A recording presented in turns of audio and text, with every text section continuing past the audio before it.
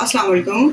आपने इससे पहले इतनी मज़ेदार हरी मिर्च की चटनी नहीं खाई होगी, जिसमें बहुत ही कम इंग्रेडिएंट्स पड़े हैं और ये आप खिचड़ी के साथ, दाल चावल और चना पुलाव और बहुत सारी चीज़ों के साथ आप इजीली बना सकते हैं, बहुत क्विकली रेडी होगी।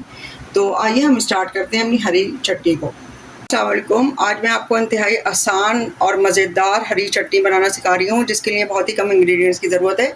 उसमें मुझे नमक चाहिए, तकरीबन आधा टीस्पून, जितनी भी आपको हस्बे ज़रूरत नमक की रिक्वायरमेंट है। इसके अलावा आप तकरीबन 1 टीस्पून के करीब ज़ीरा लेंगे, 4-5 हरी मिर्चें लेंगे, थोड़ा सा हरा धनिया और थोड़ा सा पुदीना। इसके अलावा 1 अदद मैंने टमाटर लिया है। अगर आप टमाटर ना आपके पास हो तो आप दही भी यूज़ कर सकते हैं। तो आइए हम इसको स्टार्ट करते हैं। जो भी मैंने आपको इंग्रेडिएंट्स दिखाए थे वो सब मैंने ग्राइंड कर लिए हैं और अब मैं तेल में इन तमाम इंग्रेडिएंट्स को फ्राई करूँगी। अब मैं इन तमाम इंग्रेडिएंट्स को अच्छी तरीके से तेल में कुक करूँगी, अच्छी तरह से इनको फ्राई करूँगी।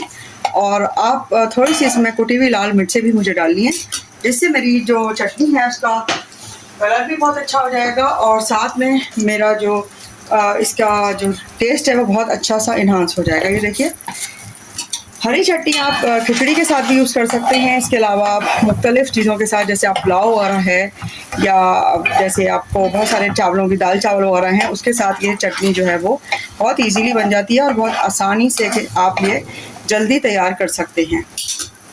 अब देखिए, इसका पानी खुश्क हो गया है। जो टमाटर का पानी था थोड़ा सा, वो खुश्क हो गया है और अच्छी सी हमारी जो हरी चटनी है बहुत ईजीली कुक हरी चटनी वो तैयार हो गई है। अब मैं इसको डिश आउट करके दिखाती हूँ आपको।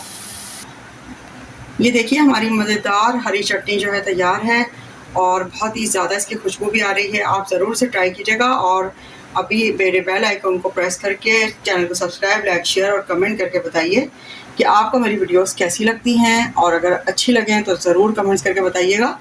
तो मिलते हैं फिर नेक्स्ट वीडियो में। अल्लाह हाफ़िज़।